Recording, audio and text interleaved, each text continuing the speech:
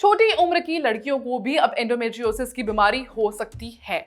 जी हाँ, एंडोमेट्रियोसिस को अक्सर सिर्फ बड़ी लड़कियों की समस्या मानी जाती है, लेकिन हकीकत यह है कि ये बीमारी 10 से 12 साल की लड़कियों में भी शुरू हो सकती है। जैसे ही शरीर में पहली बार हार्मोन एस्ट्रोजन बनना शुरू होता है, यानी पीरियड्स की शुरुआत होती है, उसी के साथ ही एंडोमेट्रियोसिस भी धीरे धीरे पनपने लगता है।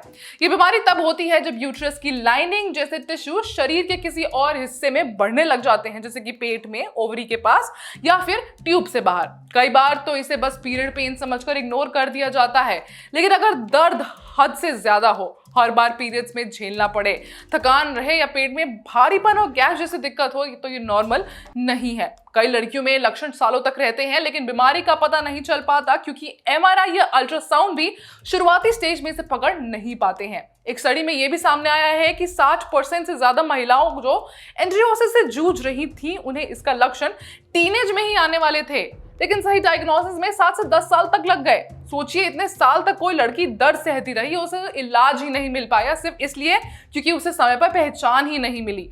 कई बार इसका कारण रेट्रोग्रेड मेंस्ट्रुएशन भी होता है, यानी जब पीरियड्स का खून बाहर निकलने की बजाय पेट में वापस चला जाता है और वहां टिश्यू बनने लगते हैं, या फिर जन्म से ही कुछ सेल्स शरीर में रह जाते हैं जो आगे चलकर एक्टिव हो जाते हैं।